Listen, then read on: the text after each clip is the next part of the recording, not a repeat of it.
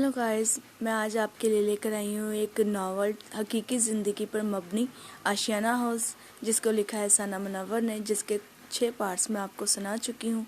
और अब आगे बहरहाल मैं तो उस दिन अपने आप पर बहुत ही ज़्यादा हैरान हुई। मुझे ज़रा भी समझ में नहीं आया कि एकदम से ये सारी समझदारी, इतना हौसला, इतनी बर्दाश्त मुझ में आया कहाँ से। मैं तो अपने आप को हमेशा इसे निकम्मी और दूसरों पर इन्हिसार करने वाली लड़की समझती थी। और एक और चीज़ मैंने उस दिन अपने आप में नोट की कि एकदम से मेरे आंसू सूख गए थे। मैं रोना चाह रही थी पर आंसू ही नहीं निकल रहे थे। आंखें मेरी सब हकीकत को देख रही थी, ताकि मैं खाली दिमाग के साथ सबका ख्याल भी रख रही थी, सारे काम कर रही थी। पर दिल मेरा ऐसे जैसे सख्त हो गया था, बिल्कुल पत्थर की तरह। मेरा दिल इस सारी हकीकत को जैसे मानने से इनकार कर रहा था। दिल मेरा मानता तो आंसू निकलते ना, लेकिन दिल है कि मानता नहीं था, इसलिए आंसू भी नहीं बहे। बहरहाल अम्मी जी को जैसे ही दफनाने का वक्त नज़दीक आया तो आंटी अजरा अंकल सलीम के भाई सलवैन के साथ एकदम पता नहीं कहाँ से आ गई और हम सब को गले लगा कर रोना शुरू हो गई। फिर हमने भी उनकी मोहब्बत देखकर उनके धोखे को नज़रअंदाज कर दिया, क्योंकि उनका अंदाज़ाए गुफ्तगू मोहब्बत भरा होता था, अपनायत से भरपूर लहजा होता था। इसलिए सारी आंटियों में से हमें ये आंटी अच्छी लगती थी। और जनाब, इन सब चीज़ों में मैंने एक और चीज़ नोट की, वो ये कि मिस नोनो अपनी बेटी अंसा के साथ तशरीफ़ लाई। मैं देख रही थी कि अंसा अमजद की मंगेतर अपनी माँ के पीछे चलती हुई बिल्कुल सीरियस आ रही थी। कोई आंसू नहीं, कोई तासुरात नहीं थे उसके चेहरे पर। उसकी माँ ने जैसे ही उसे हुक्म किया कि चल जीनत से मिलो, तो वो बाजी जीनत के गले लग के रोई। जैसे ही उसकी माँ ने उसे रोका कि चल अब बस कर, तो उसने भी फ़ौरन से आंसू रोक दिए। फिर एक एक करके ऐसे ही सबको रोबोट की तरह मिलने का काम करती रही, जैसे अंसा अपनी माँ के हाथ की कठपुतली हो। जैसे जैसे वो उन्हें इशारा कर रही थी, उनके इशारों पर वो भी चलती जा रही थी। मुझे तो ये सब कुछ बहुत ही ज़्यादा अजीब लगा था। बहरहाल जैसे ही दफनाने के लिए लेके जाने का वक्त हुआ तो पता नहीं कैसे खुद ब खुद मेरी आंखों से फ़ौरन आंसू रवा हो गए। ये चीज़ पहले मुझे समझ नहीं आई, बहुत बाद में जाकर, यानी अब मुझे समझ में आई कि ये तो सब कुछ खुदा की ही तरफ से था, क्योंकि लिखा है कि मरने का एक वक्त मुकर्रर है, रोने का एक वक्त मुकर्रर है, बल्कि हर चीज़ का एक वक्त मुकर्रर है। इसलिए खुदा की ही तरफ से मेरा दिल सख्त हो गया था और मेरे आंसू पर भी बांध दिया गया था, क्योंकि खुदा ने मुझे इस्तेमाल जो करना था। बहरहाल आहिस्ता आहिस्ता सभी मेहमान भी रुखसत होना शुरू हो गए, पर मामू नज़ीर की बेटी साइमा, नानी हमीदा और मामू असलम का बेटा अनीस, ये तीनों हमारे पास ही कुछ दिन के लिए रह गए। सो कहते हैं कि रिश्तों का ना होना इतना तकलीफ़ का बायस नहीं होता, जितना रिश्तों के होते हुए भी एहसास का मर जाना तकलीफ़ का बायस होता है। किसी भी रिश्ते को कितनी ही मजबूती से बांधा जाए, लेकिन अगर इज़्ज़त और लिहाज चला जाए तो मोहब्बत भी चली जाती है। मैंने सुना है कि बेटियां नाजुक अफगीनों जैसी होती हैं, इन्हें ठेस पहुँचे तो माँ बाप के दिलों को ठेस पहुँचती है। कहने को तो हम कह देते हैं कि दूसरों की बेटियां हमारी बेटियों जैसी हैं, मगर हकीकत में ऐसा कहाँ होता है। अम्मी के जाने के बाद के दूसरे दिन बाजी जीनत और अबू जी ने फ़रियाल का रिश्ता नईम के लिए मांगा, तो उन्होंने भी जड़ से हाँ कर दी। तो हम भी खुश हो गए कि चलो, हम चारों बहनों के बाद कोई गैर भाभी नहीं, बल्कि अपने रिश्तेदार, बल्कि खून की बेटी अंसा और फ़रियाल दोनों मिलकर अच्छे से घर को संभाल लेंगी। हम बहुत खुश और पुरसकून हो गए थे कि अम्मी के जाने के बाद 5वें दिन ही मिस नोनो और मामू यूसुफ ने हमारे घर पर हुकूमत करना चाहिए और रोब के साथ अब्बू जी से कहने लगे कि आप लोग उन रिश्तेदारों से क्यों मिल रहे हैं, हम तो उनसे नहीं मिलते, तो आप भी ना मिलो। पर अब्बू जी ने कहा कि मसला तो आप लोगों को उनसे है, हमें नहीं उनसे कोई मसला, इसलिए हम तो उनसे मिलेंगे, आपको है तो बेशक आप ना मिलो। तो अब्बू जी के इतने से अल्फाज कहने पर कुछ दिन तक वो इसी मसले पर इशू बनाकर लड़ाई करते रहे। फिर खुद ही रिश्ता उन्होंने तोड़ दिया। ज़बरदस्ती का रिश्ता जोड़ा भी उन्होंने खुद ही था।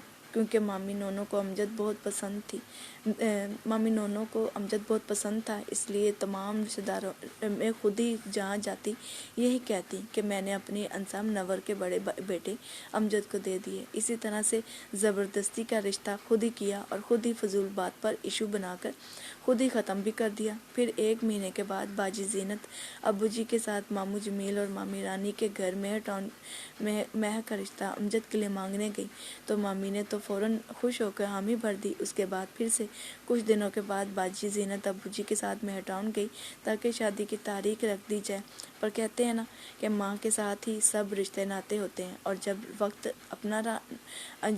اپنا نہ رہے تو پھر اپنے بھی کہاں اپنے رہتے ہیں۔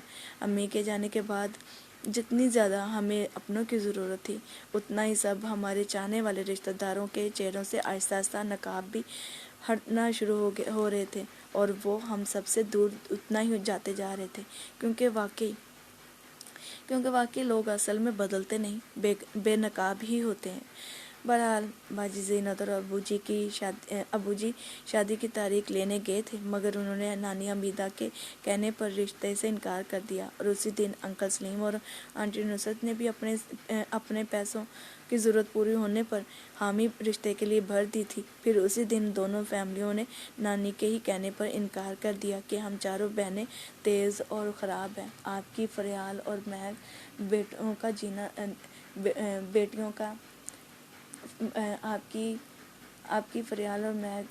کا جینا دو بھر کر دیں گی۔ جب ہمیں پتہ چلا کہ یہ رشتے صرف اور صرف ہماری نانی حمیدہ کی وجہ سے ٹوٹے ہیں تو ہمیں بہت دکھ ہوا۔ پھر ہمیں یاد آیا کہ نانی حمیدہ نے ہمیں تیز اور خراب کے لقب کیوں دیے۔ ایکچولی امی کے جانے کے بعد نانی امی انیس اور سائمہ تو ہمارے پاس ہی رہ گئے تھے، لیکن ان دنوں نانی امی نے ہمارا جینا دو بھر کر دیا تھا۔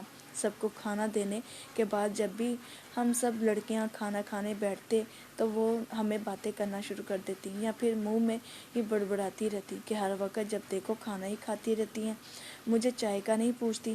یا ہم کپڑے سکھانے کے لیے اوپر چھت پر جاتے تو نانی فٹافٹ انیس کو کہتی کہ جا انیس، بھاگ کر جا، تیری بہن اوپر چھت پر کپڑے ڈالنے گئی ہے۔ ان کے بولنے کا انداز ایسا ہوتا تھا جیسے ہم نے اوپر سے ہی کسی لڑکے کے ساتھ بھاگ جانا ہے، یا پھر ہم کوئی خراب لڑکیاں ہوں۔ اور بھی بہت ساری نوکا جھونکی نانی حمیدہ کرتی رہی۔ ہم چاروں بہنوں کے علاوہ سائمہ بھی ان کی نوکا جھونکی کا حصہ بنی ہوئی تھی، سو ہمارے ساتھ وہ بھی تنگ پڑ گئی، اور پھر میں نے بھی 1 ہفتے بعد دوبارہ سے کالج جوائن کر لیا تھا، کیونکہ میرے ایگزام بہت نزدیک تھے۔ اس لیے نانی امی سے تنگ ہو کر پورے 1 مہینے بعد شبانہ اور باجی زینت نے ابو جی سے کہا کہ ابو جی اب نانی سے آپ کہیں کہ وہ مہر ٹاؤن چلی جائے، تو ابو نے ساری صورتحال جان کر کہا کہ میں ان کا داماد ہوں اور وہ میری ساس ہے، اس لیے میں نہیں کہہ سکتا، آپ دونوں کا کہنا اور ہے، وہ آپ کی نانی ہے اور وہ میری ساس ہے، اس لیے آپ کہہ سکتی ہیں انہیں، میں نہیں۔ پھر شبانہ نے ہمت کر کے نانی سے بات کی کہ نانی امی کافی دن ہو گئے ہیں، آپ نے جانا نہیں ہے مہر ٹاؤن۔ سو شبانہ کے کہنے پر 2 یا 3 دن کے بعد ہی نانی امی ماموں اسلم کے ساتھ مہر ٹاؤن تشریف لے گئیں کہ کچھ مہینوں کے بعد جلو موڑ انکل سلیم کے چچا فوت ہو گئے تو صرف شبانہ اور ابو جی وہاں گئے۔ وہیں پر آنٹی عذرا سے پھر ان کی ملاقات ہو گئی۔ وہ تو ایسے وہاں بھی ملی جیسے کوئی بھی بات نہ ہوئی ہو۔ ویسے مجھے سمجھ میں نہیں آتی کہ لوگ دھوکہ دینے کے بعد اتنے سارے چہروں کا سامنا کیسے کر لیتے ہیں، سب رشتہ داروں کو لوٹ کر آخری نشانہ ہمیں بنانا، پھر ایک دم سے ان کا غائب ہو جانا، اور اب پھر سے انہی رشتے ناتوں میں آرام سے گھوم پھر بھی رہی ہیں۔ سب کا سامنا کرتے وقت آنٹی عذرا اور انکل ندیم کو ذرا سی بھی شرمندگی کا احساس ہی نہیں ہو رہا تھا۔ سب کہتے ہیں کہ آنٹی عذرا شادی کے بعد ایسی، یعنی اپنے شوہر کے ساتھ رہ کر اس کے کاموں میں اس کا ساتھ دیتی ہیں، اس لیے بعد میں ایسی ہوئی ہیں، پہلے ایسی نہیں تھی۔ مگر میرا ماننا ہے کہ جو انسان جس طرح کا ہوتا ہے اسے ویسا ہی ہم سفر بھی ملتا ہے۔ اگر انسان اچھا ہے نا تو وہ شادی کے بعد بھی اچھا ہی رہے گا، چاہے اس کا شوہر کتنے ہی غلط کام کرتا رہے۔ وہ انسان اپنی اچھائی کو شادی کے بعد بھی نہیں بدل پاتا۔ کیونکہ اس کی فطرت ہی ایسی ہوتی ہے۔ بہرحال وہ دونوں تو بہت ریلیکس سب سے مل رہے تھے، پر ابو جی نے تو کہہ دیا تھا کہ ڈائن بھی 7 گھر چھوڑ دیتی ہے، مگر تم نے تو وہ بھی نہ چھوڑا۔ میں نے شناز کے سامنے ہی تمہیں کہا تھا کہ عذرا تم نے سب کو لوٹ مار کا نشانہ بنایا تو ادھر فراڈ نہ مارنا، تو تم نے کہا تھا کہ نہیں پائن، بس یہی گھر تو میرے لیے رہ گیا ہے، اور مجھے بعد میں تمہاری بات کی سمجھ میں آئی، تمہارے کہنے کا مطلب تھا فراڈ کرنے کے لیے بس یہی گھر تو رہ گیا ہے۔ اور جناب آنٹی عذرا کا بڑا بیٹا اب پورے 17 سال کا ہو چکا تھا۔ اس کے باپ نے مار پیٹ کر جب سے پڑھائی اس کی چھڑوائی، تب سے اس نے غصے میں آ کر کام جو شروع کیے، تب سے انکل ندیم نے اپنے بیٹے کو اپنے ہی ہاتھوں اسے باغی بنا دیا، جو ایک بہت مضبوط اور گہرا رشتہ اولاد اور ماں باپ کے بیچ ہوتا ہے۔ ہر وقت کی مار پیٹ اور پڑھائی کے چھڑوانے سے والدین اور اولاد میں فاصلہ آ گیا۔ ہاں یہ سچ ہے کہ وہ ہر مختلف کام، موٹر سائیکل ٹھیک کرنے کا کام، میٹرس بنانے کا کام، قالین بننے کا کام، لوہے کی فیکٹری کا کام، بیوٹیشین کا کام، بوتیک میں کپڑوں پر ڈیزائننگ کا کام وغیرہ سیکھ کر کرتا رہا، اور اپنے گھر کے اخراجات اور ذمہ داریوں کو بھی سنبھالتا رہا، مگر اپنے من کی باتیں اپنے اپنوں سے شیئر کرنے سے پرہیز کرنے لگا، اور اپنے دوستوں کے ساتھ گھومتا پھرتا رہتا اور ساتھ میں کماتا بھی رہتا، اپنے گھر کو پالتا رہا۔ بہرحال نانی کو بھیج کر ہم نے اپنے گھر کی روٹین سیٹ کرنا شروع کی کہ پھر سے نیا بکھیرا شروع ہو گیا۔ تمام رشتہ دار آہستہ آہستہ ہمارے گھر یہ کہہ کر آنے لگے کہ آپ کی امی نے ہمیں صوفہ دینے کا وعدہ کیا تھا۔ کبھی کوئی چیز مانگنے آتے تو کبھی کوئی چیز کے لیے آتے، مگر اس وقت شبانہ کا تلخ اور ترش لہجہ کام آیا، سب کو مست کرارا جواب دے کر بھگا دیتی۔ اتنی ساری چیزیں دیکھ کر مجھے تو دنیا کی یہی سمجھ آئی کہ ساری دنیا ایک سٹیج ہے۔ بہرحال 2009 میں ہی ابو جی امجد کو لے کر اس کی مرگی والی بیماری کے سلسلے میں باجی پروین کے پاس دوا کے لیے جاتے تھے۔ اس باجی پروین کو ابو جی نے اپنی بیٹی مانا تھا، اس لیے ہم بھی انہیں اپنی بڑی بہن سمجھنے لگے تھے۔ ان کا ہمارے گھر میں دعا کے سلسلے میں بہت آنا جانا شروع ہو گیا، اور پھر پاسٹر مبشر اور پاسٹر راشد بھائی بھی دن رات ہمارے گھر آ کر ہمارے ساتھ دعائیں کرتے رہتے۔ جس طرح کا سلوک ایک دم سے سب نے امی کے جانے کے بعد کیا تو ہم بہت دکھی ہو گئے۔ ان دکھوں کو اگنور کر کے ہم تو 4 بہنیں اور 2 بھائی اپنی ماں کے جانے کے بعد اپنے باپ کے ساتھ مل کر ہم سب ایک دوسرے کو سنبھالنے میں مصروف ہو گئے۔ جس طرح ہماری ماں نے اپنی پوری فیملی کو ایک موتیوں کے ہار کی طرح ایک لڑی میں پرو کر سب کو رکھا تھا، بالکل اسی طرح ہم سب نے بھی کوشش کی کہ ویسے ہی ہم سب بھی ایک لڑی کی طرح ہی رہیں۔ لیکن ہمارے ابو اکیلے تھے۔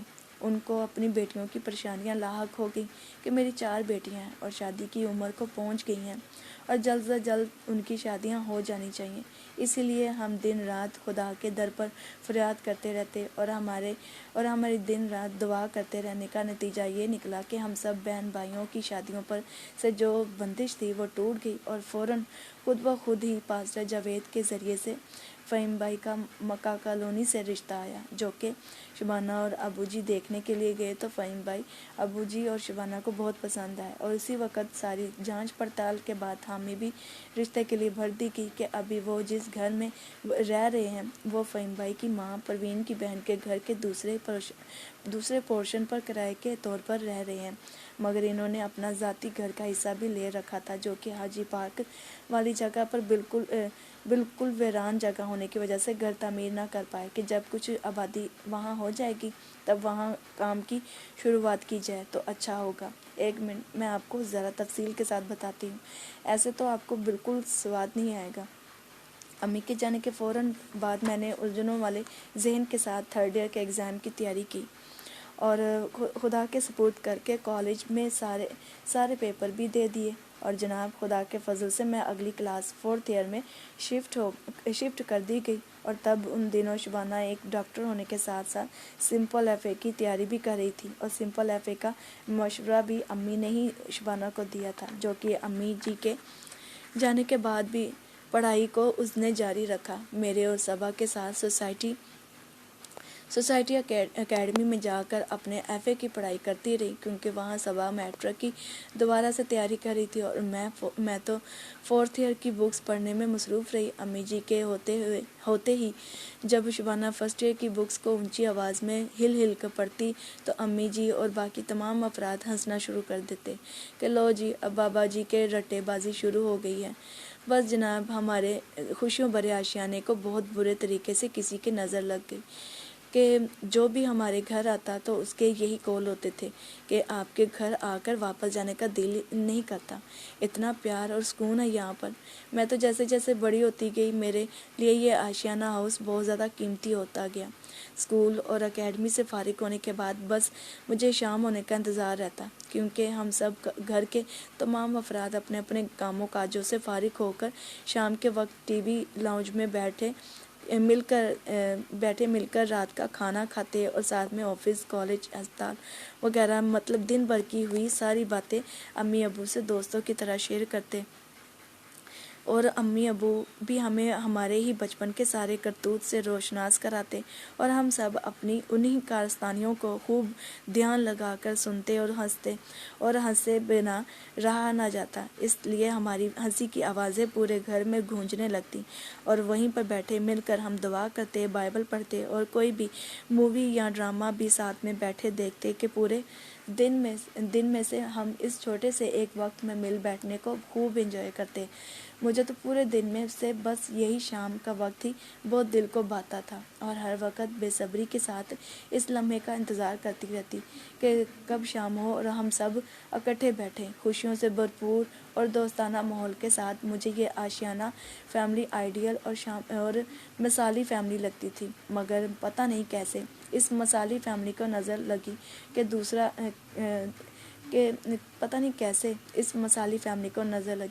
کہ 2 افراد ہمارے گھر سے ایک دم سے کم ہو گئے، مگر پھر بھی ہم نے حوصلہ نہیں ہارا۔ بے شک سب رشتہ دار دغا باز نکلے، مگر ہم پھر بھی ان سے ملتے رہے، پر وہ عزت اور پیار جو ہمارے دل میں ان کے لیے تھی وہ کچھ کم پڑ گئی۔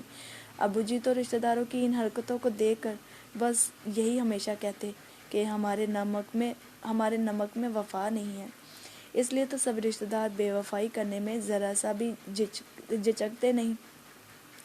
بہرحال دعاؤں کے ذریعے سے ہمارے گھر پھر سے خوشی کی لہر دوڑی کہ پاسٹر جاوید نے ایک رشتہ دکھایا، اور اس رشتے کو دیکھنے کے لیے شبانہ اور میں آنٹی نصرت کے گھر نشاط کالونی چلے گئے، کیونکہ شبانہ آنٹی نصرت اور انکل سلیم کے ساتھ رشتہ دیکھنے 7 اپ مکہ کالونی چلے گئے اور مجھے اپنے بچوں بلاول، فریال لوگوں کے پاس چھوڑ گئے۔ وہ جب وہاں پہنچے تو ایک بہت ہی خوبصورت سا لڑکا چائے لے کر آیا، تو شبانہ کے ایک دم ذہن میں آیا کہ لگتا ہے یہی وہ لڑکا ہے جس کو دیکھنے کے لیے ہم آئے ہیں۔ پھر تو یہ لڑکا بہت ہی خوبصورت ہے، لیکن بعد میں پتہ چلا کہ جس لڑکے کو یہ دیکھنے آئے ہیں وہ یہ نہیں تھا، بلکہ یہ تو اس کا بچپن کا لنگوٹیا یار رزاق تھا۔ پھر سب کے چائے پیتے وقت ایک اور لڑکا ان کے پاس آ کر بیٹھ گیا۔ اس کے پاس بیٹھنے کے باوجود پھر بھی سب اپنی اپنی باتوں میں مصروف رہے۔ پورے 10 منٹ تک تو وہ لڑکا ان کی باتیں ختم ہونے کا انتظار کرتا رہا کہ کب ان کی باتیں ختم ہوں اور سب میری طرف متوجہ ہوں۔ پھر آخر خود ہی بول پڑا کہ میرے ساتھ بھی کوئی بات کر لے کہ میں جاؤں، تو سب فہیم بھائی کی یہ بات سن کر کھلکھلا کر ہنس پڑے۔ تب ان دنوں سردیاں تھیں، اور جب شبانہ سے ہم نے پوچھا کہ لڑکا کیسا تھا تو اس نے لڑکے کے بارے میں ایکسپلین کیا کہ لڑکا بہت زیادہ سفید تھا، بالکل انڈے کی طرح، جیسے انڈے میں 2 سوراخ کیے ہوں۔ اور جناب رشتہ دیکھ کر تینوں نے تو فٹافٹ اوکے کا سائن دے دیا اور ابو جی کو کال کر کے بتایا کہ ہمیں تو لڑکا اچھا لگا، رنگ بھی سفید ہے، نیچر بھی اچھی ہے، اور شوکت خانم ہاسپٹل میں کام کرتا ہے، اچھی تنخواہ ہے، اور باقی جب آپ دیکھیں گے تبھی اوکے کریں گے۔ جب آنٹی نصرت اور شبانہ لوگ واپس نشاط کالونی تشریف لائے تب رات بہت ہو چکی تھی، اس لیے انکل نے ہمیں لال پل کل جانے کا کہہ دیا، تو ہم بھی چپ کر کے وہیں رات رہ گئے، اور جب اگلی صبح آئی تو پھر سے ہم جانے لگے تو انکل کہتے کہ آج یہیں رہ جاؤ، کل میں آپ دونوں کو خود ہی چھوڑ آؤں گا۔ اسی طرح کرتے کرتے پورے 9 دن ہم نے ان کے گھر گزار دیے۔ پھر 10ویں دن تو ہم نے خود ہی جانے کا ارادہ بنا لیا کہ انکل نے نہیں ہمیں لے کر لگتا ہے جانا، ہم خود ہی آج نکل جائیں گے۔ تب انکل نے ہنس کر کہا کہ چلو ٹھیک ہے، تیار ہو جاؤ آپ، میں چھوڑ آتا ہوں۔ پھر آخر لال پور ہم تشریف لے آئے۔ تو تیسرے دن ابو جی کو شبانہ 7 اپ لے کر گئی تاکہ ابو بھی فہیم بھائی کو دیکھ لیں اور اوکے کر دیں۔ پھر ابو نے بھی اوکے کر دیا، اور پھر چوتھے دن وہ سب لوگ آگے باجی کو دیکھنے کے لیے۔ تو اس وقت ہم نے چائے کے ساتھ بہت زیادہ اہتمام کر کے رکھا تھا، مگر جب سنا کہ وہ بھی ہماری ہی ذات کے نکلے تو شبانہ نے مایوس ہو کر فروٹ رائفل واپس فریج میں رکھ دیا کہ یہ تو ہماری ہی ذات کے ہیں، اگر رشتہ نہیں ہو رہا تو پھر خالی چائے ہی ہم پیش کریں گے۔ مگر انہوں نے آپس میں صلاح مشورہ کر کے کہا کہ ہم ان ذاتوں کو نہیں مانتے۔ تو پاسٹر جاوید نے ابو سے بات کی کہ بائبل میں بھی کہیں ذات پات کا ذکر نہیں ہے، وہ لوگ تو ان ذاتوں کو نہیں مانتے، آپ کا کیا کہنا ہے؟ تو ابو فوراً بولے کہ جب انہیں کوئی اعتراض نہیں ہے تو ہمیں بھی کوئی اعتراض نہیں ہے، ہمیں بھی یہ رشتہ منظور ہے۔ تو پاسٹر سمیت سب ایک دوسرے کو مبارکباد دینے لگے، اور شبانہ جو کافی دیر سے ڈرائنگ روم کے دروازے کی دہلیز پر کھڑی باتیں سن رہی تھی، جیسے رشتہ منظور ہوا تو خوشی سے بولی کہ اسی خوشی کے موقع پر میں آپ سب کا منہ میٹھا کرواتی ہوں۔ پہلے جو ذات پات کا سن کر فروٹ رائفل کو واپس فریج میں سجا دیا گیا تھا، تو اب فوراً اسی فروٹ رائفل کو نکال کر مہمانوں کا منہ میٹھا کروانے کے طور پر پیش کیا گیا۔ بہرحال ایک ہفتے بعد فہیم بھائی کی بہن جو کہ دبئی میں بیوٹیشین کا کام کرتی تھی، وہ بھی یہ خبر سن کر دبئی سے لاہور چلی آئی انہیں ملنے کے لیے۔ اکیلے ہی ابو وہاں گئے تاکہ دیکھ سکے کہ ان کی بہن کس نیچر کی ہے۔ اس کے بعد 4 دن بعد نشین فہیم بھائی کی بہن کے ساتھ پورا گھرانہ پھر سے آیا۔ تب شبانہ نے پوچھا کہ فہیم بھائی نہیں آئے ساتھ میں، ان کو بھی آپ لے آتے۔ نشین آپی کے شوہر ریاض بھائی تو کہنے لگے کہ اس نے آنے سے انکار کر دیا تھا۔ شبانہ نے ان سے اجازت نامہ مانگا کہ اگر آپ برا نہ مانے تو میں ان کو فون کر کے بلا لوں۔ سب نے خوشی سے اجازت دے دی۔ تب شبانہ نے فہیم بھائی کو فون کیا کہ بھائی آپ کیوں نہیں ساتھ میں آئے؟ کہتے ایکچولی میری طبیعت ٹھیک نہیں تھی اس لیے۔ تو شبانہ کہتی کہ چلو پھر اب آ جاؤ آپ۔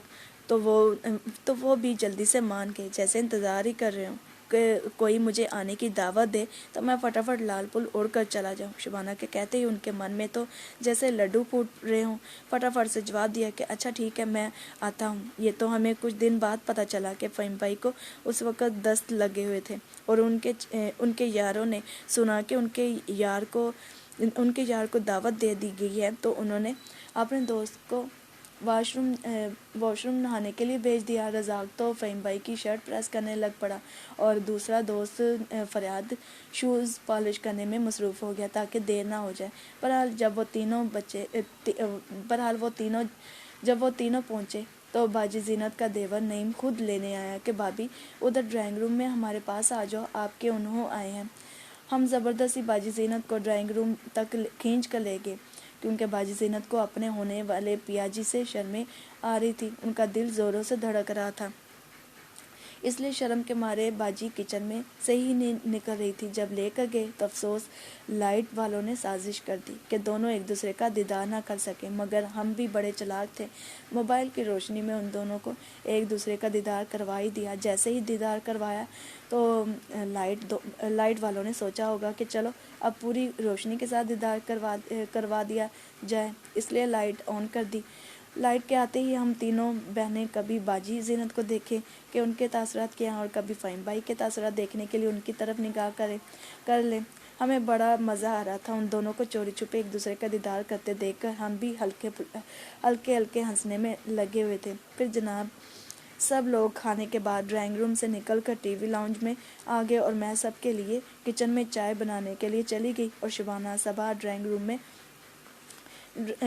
میں فہیم بھائی کے پاس ہی رک گئی، کیونکہ فہیم بھائی شبانہ سے کہنے لگے کہ وہ تصویریں لینی تھی۔ تو شبانہ جلدی سے ان کی بات کو سمجھتے ہوئے باجی زینت کو ڈرائنگ روم میں لے آئی، دونوں کو ساتھ میں کھڑا کر کے تصویر کھینچنے لگی، مگر وہ ساتھ ہی نہیں کھڑے ہو رہے تھے۔ ایکچولی باجی زینت تھی ایکچولی باجی زینت ہی شرما رہی تھی ان کے ساتھ ٹچ ہونے سے، لیکن شبانہ نے باجی کو کھینچ کر فہیم بھائی کے ساتھ جوڑ دیا تو باجی زینت نے شبانہ کو پیار سے تھپڑ رسید کر دیا۔ پھر آخرکار ان کی تصویر کھینچی اور سب اسی ہنسی خوشی اور پیار بھرے لمحات کو انجوائے کرتے واپس 7 اپ کے لیے روانہ ہو گئے۔ اور پھر تو ان کا روزانہ کا آنا جانا ہی شروع ہو گیا، کبھی وہ ہمارے پاس آتے تو کبھی ہم ان کے پاس جاتے، مگر زیادہ تر وہی لوگ ہمارے پاس آئے، کیونکہ کبھی ان کا کوئی رشتہ دار رہ جاتا دیکھنے والا تو کبھی کوئی۔ اس طرح سے ہم سب بہنیں پریشان ہو گئی، کیونکہ ہم نے روزانہ کا اپنا معمول بنایا ہوتا تھا کہ آج اتنے بجٹ میں اتنی شاپنگ کرنی ہے۔ ایکچولی ہم روزانہ کے روزانہ شاپنگ کے لیے نکل جاتے اور واپس تب بھی آتے جب ہمارے سارے کے سارے پیسے ختم ہو جاتے اور بازار بھی بند ہونے لگتا۔ پہلی بار ہمارے گھر میں شادی تھی، اس لیے ہم نے خوب من لگا کر شاپنگ بھی کی، جو کہ پہلے ایک دم سے زندگی روٹھی سی معلوم ہونے لگی تھی، لیکن اب باجی کی شادی کی وجہ سے زندگی پھر سے ایک خوشگوار موڑ کی طرف چلنے لگی۔ اور 13 نومبر 2010 کو باجی زینت کی شادی کی تاریخ رکھ دی گئی۔ مہندی والے دن تو ہم خوب اہتمام سے تیار ہوئے، کیونکہ ہمیں بہت دیر سے باجی زینت کی شادی کا انتظار تھا، اس لیے بہت پہلے ہی سے امی کے ہوتے ہی ہم نے ڈانس سلیکٹ کر کے پریکٹس شروع کر دی تھی، تاکہ جب بھی باجی زینت کی شادی ہو تب ہمیں افرادفری میں کوئی پرابلم نہ ہو۔ اسی لیے مہندی کی بہت بڑی لکڑی کی تھال ہم نے خود تیار کی، اور ساتھ میں چھوٹی مہندی کے پلیٹ پر بھی اپنا آرٹ دکھایا، بلکہ سب کچھ ہم نے خود اپنی محنت سے سب چیزیں تیار کی۔ پھر جب مہمانوں کی مہندی پر شرکت ہونا شروع ہو گئی، اس جگہ پر بھی جہاں ساری رسمیں مہندی کی ہونا تھی، گھر کے تیسرے پورشن کی چھت پر سٹیج بنوانے کے ساتھ کرسیاں رکھنے کی بجائے نیچے بیٹھنے کا ارینجمنٹ کروایا، اور تو اور ہم نے خود کشن بھی یعنی فلور کشن بھی تیار کیے، تاکہ تھوڑا ہٹ کے اور سوبر سا ماحول لگے۔ ایکچولی ہم نے ایسی ارینجمنٹ ٹی وی پروگرام پر کوئی ایسی روایتی شادی دیکھی، وہاں ہمیں وہ سب کچھ بہت اچھا لگا، تو اس لیے ہم نے بھی تب سے سوچ رکھا تھا کہ جب بھی باجی کی مہندی ہوگی ہم ایسے ہی نیچے کی سیٹنگ کا رکھیں گے۔ تو جناب اسی وجہ سے پھولوں اور کرٹنز سے بہت سوبر سی سیٹنگ کروائی، پر ہمارے رشتہ داروں نے ایسی سیٹنگ رہنے نہ دی۔ اس وقت دادا انور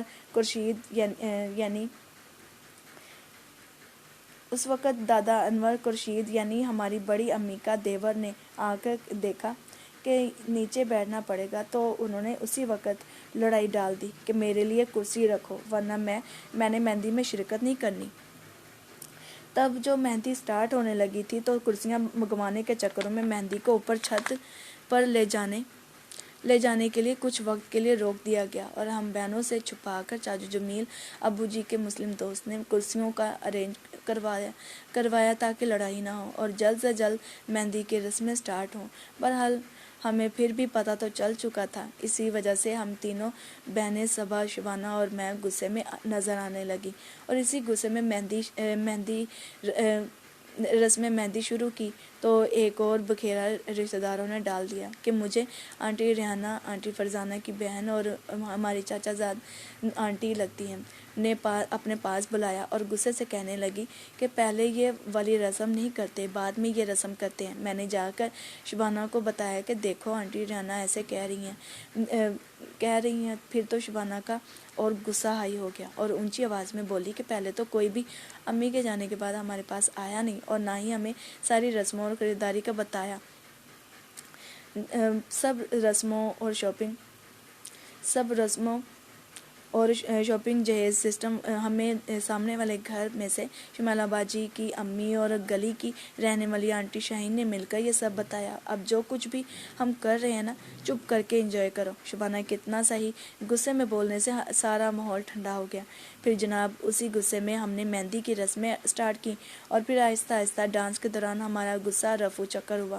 جیسے ہی غصہ غائب ہوا، سب کزن اور ہم تینوں بہنوں نے مل کر ڈانس کے جلوے دکھائے، اور ایسے جلوے ساری رات بلکہ صبح 6 بجے تک جاری رہے، تب بھی نہ رکتے۔ اگر ابو جی آ کر ہمیں نہ کہتے کہ چلو اب بچوں تھوڑا آرام کر لو، تو دوپہر کو بارات کے لیے تیاری بھی کرنی ہے، اس لیے ہم سب نے ڈانس روک کر نیچے فرسٹ پوزیشن ہم سب نے ڈانس روک کر نیچے فرسٹ پورشن پر پہنچے تاکہ کچھ پیٹ پوجا ہو سکے۔ جب تک ڈانس کرتے رہے ذرا بھی بھوک کا احساس نہیں ہوا، پر جیسے ہی ڈانس روکا تو بھوک ہمارے پیٹ میں ہچکولے کھانے لگی، مگر دیگ میں سے بریانی ختم ہو چکی تھی اور ہم تینوں بھوکے پیٹ سونے کی تیاری کرنے لگے۔ پر نعیم کا مسلم دوست علی، اس نے دیکھا کہ آپ بھی بھوکی ہیں، ان کے حصے میں چاول نہیں آئے تو ہمارے لیے حلوہ پوری لے کر آیا تاکہ ہم تینوں بھوکے پیٹ آرام نہ کریں۔ اور جناب اس حلوہ پوری میں اتنی برکت تھی کہ ابو جی کے روم میں جتنی بھی لڑکیاں سوئی تھیں سب نے پیٹ بھر کر حلوہ پوری سے انصاف کیا۔ بہرحال بارات کے استقبال کے لیے سب کزن اور رشتہ دار تیار ہونا شروع ہو گئے۔ سب رشتہ داروں کو تو ہم نے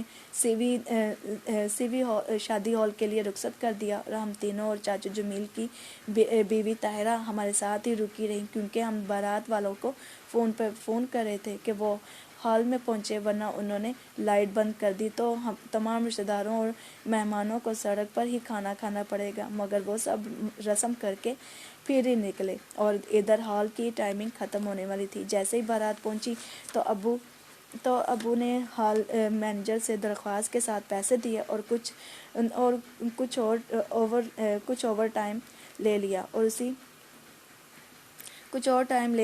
شورٹ ٹائم 1.5 گھنٹے میں ہی ساری رسمیں کرنی تھی۔ بارات کے آتے ہی ابو جی نے کھانا کھلوا دیا، سب کھانے میں مصروف ہو گئے اور آنٹی ریاض شناز کی سب سے بڑی بہن کو رسم صحرا بندی والی رسم ادا کرنے کے لیے بھیج دیا اور پیچھے سے ہم تینوں بہنیں باقی کی سب کزن اور محلے کی دوستیں اسماعیلہ باجی لوگ دودھ پلائی کی رسم کے لیے آ گئے۔ جیسے ہی رسمیں ادا ہوئیں اور کھانا بھی سب مہمان اور دولہا صاحب کھا چکے تھے، پھر رخصتی کے لیے تیاری پکڑی۔ جب تک ہم سب رسمیں کر رہے تھے دوسری طرف باجی زینت اور فہیم بھائی کی برائڈل روم میں فوٹو شوٹ بھی ہو گیا۔ جیسے ہی رخصتی کے لیے نکلنے لگے تو پیچھے سے ڈبل ہال ٹائمنگ بھی ختم ہونے کی وجہ سے لائٹیں بند ہو رہی تھیں اور نیچے پہنچتے پورے ہال کی لائٹ بند ہو چکی تھی۔ بے شک ٹائم ہمارے پاس شارٹ تھا، مگر ان ساری باغا باغی کی ساری رسموں میں ہم نے خوب انجوائے بھی کیا اور خدا کے فضل سے اس 1.5 گھنٹے میں پوری شادی کی تقریب اختتام پذیر ہوئی اور ہم باجی زینت کو رخصت کر کے گاڑی میں بٹھانے لگے تو باجی زینت کی آنکھوں سے آنسو بہنے لگے۔ تو میں نے باجی زینت کے کان میں جلدی سے بولا کہ باجی رونا بند کرو، میک اپ خراب ہو جائے گا۔ اگر رونا بند نہ کیا تو میں نے تصویر آپ کی اسی روتے منہ کے ساتھ کھینچ کر فہیم بھائی کو دکھا دینی ہے۔ اور کیسی بات ہے، اسی وقت باجی کا رونا بند ہو گیا۔ بس جناب اسی ہنسی خوشی والے ماحول میں انجوائے کرتے رخصتی بھی ہو گئی اور ہم سب پیدل چل کر گھر آ گئے، وہ اس لیے کیونکہ پاس ہی تو گھر تھا۔ جیسے ہی گھر آئے تو کیمرے مین بھی ابو کی فیکٹری کا ہی دوست تھا، کہنے لگا کہ آپ سب کا اسٹل فوٹو شوٹ کرنا ہے، کیونکہ کیا نہیں تھا۔ ہم فوٹو شوٹ کے لیے ابھی بیٹھے ہی تھے کہ دادا انور نے پھر سے لڑائی ڈال دی اور چیزوں سے مکر گئے کہ میں نے تو آپ کے کوئی بھی ادار نہیں دینا، میں نے سب آپ کا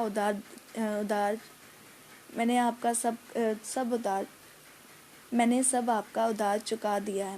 ایکچولی جناب یہ اسی ادار کی بات ہو رہی تھی جو میں نے شروع میں آپ کو بتایا تھا، جب شناز کی جیولری بیچ کر وہ باہر کے ملک تشریف لے گئے تھے۔ اور بھی بہت سی باتیں تھیں۔ بہرحال لڑائی جھگڑے ختم ہوئے اور وہ اسی وقت غصے میں اپنی تشریف آوری لے کے اڑن چھو ہو گئے۔ بہرحال ان کے جاتے ہی ہم سب نے خوب آرام کیا، کیونکہ اگلے دن ولیمہ کی تیاری بھی کرنی تھی۔ ولیمے پر ہم سب پہنچے تو باجی زینت بلیو فراک میں بہت کمال کی لگ رہی تھی اور فہیم بھائی بھی ان کے ساتھ بیٹھے، ایسے معلوم ہو رہا تھا جیسے رب نے بنا دی جوڑی۔ مگر کھانا ان کا جب کھلا تو ان کی ساری ارینجمنٹ اور تیاری کا ستیہ ناش ہو گیا۔ ایکچولی جب ہم کھانا کھانے بیٹھے تو اس میں بالوں کے گچھے اور سسری سنڈی نمایاں نظر آ رہے تھے، مگر فہیم بھائی لوگوں کے رشتہ دار تو بڑے ہی آرام سے کھانا کھانے میں مصروف تھے۔ ہم بھوکے پیٹ ولیمے میں پہنچے تھے اور اسی بھوکے پیٹ کے ساتھ واپس گھر تشریف لائے۔ تب ان دنوں ہمارے ہی دور کے رشتہ دار مسیحی بہن بھائی جو کہ ہماری پچھلی 40 نمبر گلی میں انکل منور ان کی بیوی ماریا رہتی ہیں۔ انکل منور کی بہن آنٹی نجمہ کچھ دنوں کے لیے دوسرے پورشن پر کرایہ دار کے طور پر رہنے کے لیے آ گئے تھے، اور باجی کی شادی کے کچھ دنوں بعد پتہ چلا کہ باجی اب امید سے ہیں۔ ہماری تو خوشی کی انتہائی نہیں تھی، کیونکہ ہمارے گھر میں پہلی بار کوئی بیبی آنے والا تھا۔ بس جناب، وقت تھوڑا سا سرکا تو دسمبر بھی آ گیا۔ شادی کے بعد ہم تو دوبارہ سے اپنی روٹین سیٹ کرنے کی کوششوں میں مصروف ہو گئے، اور دوسری طرف 7 اپ مکہ کالونی کی نئی دلہن زینت شہزادی اپنے سسرال میں خوشیوں بھری زندگی میں مصروف ہو گئی۔ ایک دن رات کا ڈنر سب کر کے تو اپنے اپنے بستر پر برجمان ہونے لگے، مگر باجی صاحبہ اپنے پتی دیو کا انتظار کرتی رہی۔ حالانکہ وہ امید سے تھی، مگر پھر بھی بھوکی رہی کہ میرا پتی دیو آئے گا تبھی پیٹ پوجا کی جائے گی۔ مگر پتی دیو صاحب کچھ وقت کے لیے باہر گئے تھے، 1 گھنٹے سے اوپر ہو گیا، پر وہ نہ آئے، اور باجی صاحبہ بھوک کی وجہ سے رونا شروع ہو گئی۔ تب ہمیں نوشی آپی کی کال آئی کہ زینت روئی جا رہی ہے، ہمیں بھی کچھ نہیں بتا رہی، تو آپ اس سے خود ہی پوچھو کہ اسے کیا ہوا ہے۔ شبانہ نے فٹافٹ اندازہ لگا لیا، یقیناً اسے بھوک لگی ہوگی، اس سے پوچھے کہ اس نے کھانا کھایا ہے۔ جب آپی نے پوچھا تو باجی نے نفی میں سر ہلا دیا کہ نہیں، میں فہیم کا انتظار کر رہی ہوں۔ تب نوشی آپی کو بہت غصہ آیا کہ اب 2 گھنٹے ہو گئے ہیں اور ابھی تک نہیں آیا، اس کی تو میں ابھی خبر لیتی ہوں۔ تب نوشی آپی نے فہیم بھائی کو کال کر کے خوب ڈانٹ پلائی۔ پھر کہیں جا کر فہیم بھائی آئے اور باجی زینت نے اپنے انہوں کے ساتھ کھانا نوش فرمایا، اور پھر جب بھی باجی زینت فہیم بھائی سے ناراض ہوتی تو اپنی بیگم کے لیے مینگو اٹھا لاتے، کیونکہ ان کو پتہ چل چکا تھا کہ اپنی بیگم صاحبہ کو کیسے منانا ہے، اور اسی طرح سے ان کے روٹھنے منانے کا پیریڈ شروع ہو چکا تھا۔ اب جناب دسمبر ختم ہوا تو اگلا سال 2011 کا شروع ہو گیا، اور جناب جنوری کے شروع میں ہی ہماری نانی حمیدہ کسی بیماری کے کارن اللہ کو پیاری ہو گئی۔ ہم سب باجی زینت کے سسرال والوں کے ساتھ مہر ٹاؤن پہنچے۔ وہاں پہنچنے کے بعد ہم نے نوٹ کیا کہ وہاں تو کوئی رونے دھونے والا سین ہی نہیں تھا، سب ہنسنے بولنے میں مصروف تھے۔ ہاں، جب کوئی غیر باہر سے آتا تب ہماری آنٹیاں تھوڑا سا گھونگھٹ نکال کر رونا شروع کر دیتی۔ اب پتہ نہیں اس گھونگھٹ کے نیچے واقعی رویا جا رہا ہوتا تھا کہ نہیں، یہ تو وہی جانے۔ پھر ان کے تیسرے پر ہم تینوں بہنوں نے ایک گیت مسیح تیار کیا تھا۔ وہ جیسے ہی گیت سٹارٹ کیا تو باجی زینت کا رونا دھونا بند ہی نہیں ہو پا رہا تھا، اور مسلسل رونے کی وجہ سے اس کی سانس اکھڑنا شروع ہو گئی۔ تب میں گیت ختم کر کے باجی زینت کو فٹافٹ گھر کے اندر روم میں لے گئی تاکہ اس کی سانس بحال ہو سکے، کیونکہ باجی کے ساتھ ایک اور زندگی کا سوال تھا بابا۔ اور پھر سے آنٹی ہزرہ اور انکل ندیم کے ساتھ ہماری ملاقات ہوئی۔ وہ جب اب ملے، امی کے بعد پیار سے میٹھے ہو کر ہی ملے، تو ہم بھی ان کی محبت کا جواب محبت سے ہی دے دیتے۔ اور ویسے بھی امی جی کے جانے کے بعد ہم پہلے بھی دعا گو تھے، مگر اب اور زیادہ ہو گئے تھے، اس لیے ہمارے اندر کافی تبدیلی آتی جا رہی تھی۔ جو جیسا ملتا تھا ویسا ہی ہم بھی انہیں مل لیتے تھے، جو نہیں ملتا تھا اسے زبردستی جا کر نہیں ملتے تھے۔ جب باجی زینت کی شادی ہو رہی تھی تب آپ کو پتہ ہے مجھے اور صبا کو بہت زیادہ یاد آ رہی تھی کہ کاش امی جی زندہ ہوتی تو ہم نے ان کی سلور جوبلی ویڈنگ اینیورسری خوب اہتمام سے اور دھوم دھام سے کرنے کا منصوبہ بنایا تھا۔ اسے پورا کرتے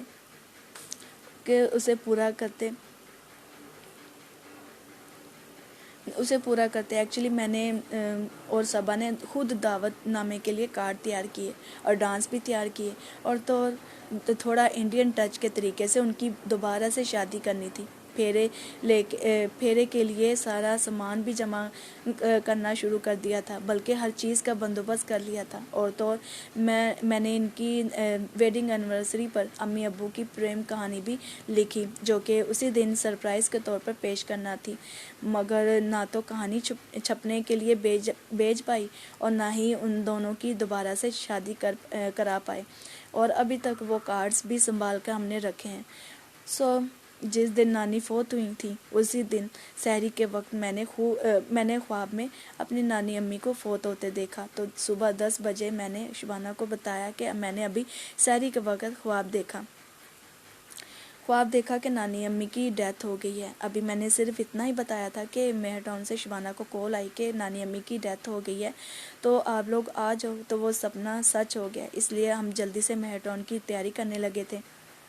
बहरहाल नानी अम्मी के जाने के बाद दोबारा से सब अपनी अपनी लाइफ में दोबारा मसरूफ़ हो गए। फरवरी का महीना भी जल्दी से उड़ता हुआ चला आया। जैसे ही फरवरी का महीना आया तो हमने 14 फरवरी वैलेंटाइन का दिन बहुत जोश से मनाने का प्रोग्राम बनाया। इसलिए हमने उनको कॉल की कि प्लीज़ 14 फरवरी वाले दिन अपने काम काज को कैंसिल करके हमारे साथ वैलेंटाइन का दिन मनाइए, और नौशी आपी और रियाज भाई को भी कह दीजिएगा कि वो भी प्लीज़ आ जाएं, हमें बार बार सबको कहना ना पड़े, शराफत के साथ सभी आ जाएं। बहरहाल शुबाना की सालगिरह 2 फरवरी को मनाने की बजाय हमने 14 फरवरी को ही मनाने का इरादा कर लिया। सबके आने से पहले मैंने और सबा ने सारी गेम वैलेंटाइन के मुताबिक चूज़ कर ली। जैसे ही बाजी और उसके ससुराल वाले आए तो पहले पेट पूजा की गई, फिर हमने चार जोड़ियों के साथ गेम खेली। जोड़ी नंबर 1 फ़हीम भाई और ज़ीनत, जोड़ी नंबर 2 नौशी आपी और रियाज भाई, जोड़ी नंबर 3 बाजी का देवर नईम और शुबाना, जोड़ी नंबर 4 सना और सबा। इन्हीं 4 जोड़ियों के साथ प्यार भरी कुछ गेम खेली।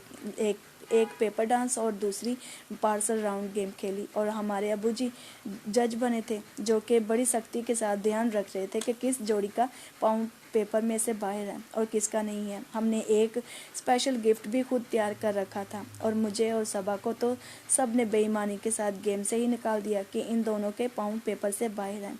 सबा बहस करने लगी तो मैंने रोक दिया कि रहने दे, कोई बात नहीं, हम खेलें ना खेलें, जिनके लिए ये गेम रखी हैं वो तो खेलें। वो भी मान गई। हमने ही सारी गेम रखी हैं और हमें ही आउट कर दिया गया। पहले राउंड में शुबाना और नईम जीते, फिर दूसरे राउंड में भी नईम जीता। इसलिए नईम को एक स्पेशल गिफ्ट यानी एक चॉकलेट फूल, एक होममेड कार्ड दिया गया, और नई नवेली जोड़ी को भी एक फूल से नवाजा गया। सारी गेम की वीडियो भी हमने बनवाई अपने भाई नईम से, और म्यूज़िक भी उसी के हैंड ओवर था। बहरहाल बहुत ज़्यादा एंजॉय किया हम सब ने, बहुत मज़ा आया। बस जनाब, मोहब्बतों के संग संग ये बहारें भी आहिस्ता आहिस्ता रेंगने लगी कि उसी महीने में फिर से दुखी माहौल छाने लगा, क्योंकि खुशी और गम का जन्मों से चोली दामन का साथ चला आ रहा है।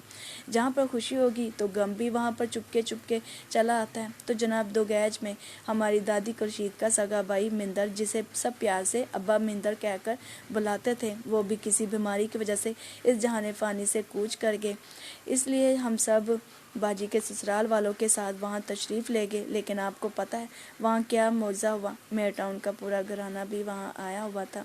जब हम मामू जमील और मामी रानी के लोगों से मिलकर निकलने लगे तो मामी और मामू ने हमें रोक कर अमजद और महक के रिश्ते के सिलसिले में बात की। हम बहनें तो अब नहीं मान रहे थे, मगर अबू जी राज़ी थे तो दोबारा से इस रिश्ते को मंजूर करने के लिए, क्योंकि हम बहनों का कहना था कि महक हमारे घर को नहीं संभाल पाएगी, क्योंकि उसे तो कुछ भी नहीं आता। उस पर बहुत काम होने वाला है। एक्चुअली हमारा मन अब खटा हो चुका था इन रिश्ते नातों से, क्योंकि जिस तरह की पहले उन्होंने हरकत की थी, इसके बाद तो हमारा बुलाने का भी मन नहीं करता था, फिर भी मजबूरन बुलाना पड़ा। पहले भी जब रिश्ता महक का मांगा गया था तब भी अबू जी की ही वजह से, और अब दोबारा से रिश्ते के लिए मंजूरी भी अबू जी की ही वजह से ही थी। बहरहाल बेदिली के साथ हमने अबू का उस वक़्त साथ तो दे दिया, मगर खुश नहीं थे। फिर आहिस्ता आहिस्ता अपने मन को भी हमने राज़ी कर ही लिया। फिर खुशी खुशी जून जुलाई के महीने में मंगनी की तैयारी शुरू की। आपको पता है जब लड़की की शादी माँ बाप करते हैं तो उसके लिए पहले से ही खुशी के साथ जहेज़ का सामान इकट्ठा करना शुरू कर देते हैं, और अपनी बेटी की शादी पर पैसे भी खुद ही लगाते हैं। मगर यहाँ पर तो सिस्टम ही उल्टा था। लड़की के जहेज़ के सामान के लिए पैसे भी अबू ने ही दिए, ताकि इन लोगों को सब रिश्तेदारों के सामने شرمندگی کا سامنا نہ کرنا پڑے، اور اپنے بیٹے امجد کے ساتھ ساتھ ان کی بیٹی کے لباس، برتن، فرنیچر، کھانا اور عورتوں اور لاگ بھی سب کچھ ابو نے بڑے کھلے دل کے ساتھ، اپنائیت اور محبت کے ساتھ ان پر پیسہ خرچ کیا، اور ماموں جمیل نے بھی پیسے واپس کرنے کا وعدہ تو لے لیا پر جو آج تک کبھی ادا نہیں ہو پائے۔ بہرحال منگنی کے دن میو ٹاؤن ہم پہنچے۔ رسموں اور تصویروں کے بعد خوب ڈانس ہم سب کزن نے مل کر کیا، بہت انجوائے کیا۔ پھر جناب انہی مہینوں میں ہم سب گرمی کے موسم کو اور انجوائے کرنے کے لیے اسکائی لینڈ ماموں جمیل لوگوں کے پورے گھرانے اور باجی زینت کے پورے سسرال کے ساتھ وہاں پہنچے، خوب پانی میں کودے، موج مستی کی، کھانا مل کر وہاں کھایا، تصویریں لیں اور بھی بہت ساری چیزیں کی۔ کیا کیا بتائیں اور کیا نہ بتائیں، بس آپ کے لیے جاننا اتنا ہی کافی ہے، اور باقی کی کہانی اگلے پارٹ۔ Thank you.